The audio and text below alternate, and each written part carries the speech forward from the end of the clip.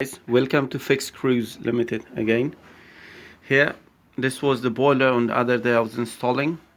I was not able to do the drain pipe, the wastage pipe. As you can see, it's gone to the main stack pipe, and now we finished it. On the other day I couldn't finish it. It was a bit late. This is the vertical 300 liter cylinder, and this is the overflow pipes, which is coming from the overheat pressure relief, and the boiler's PRV all got connected together here and going down the drain. Yeah, this is temporary pipe, of course, and this was a Vaillant 637 system boiler with a nest thermostat. I've done the underfloor heating as well.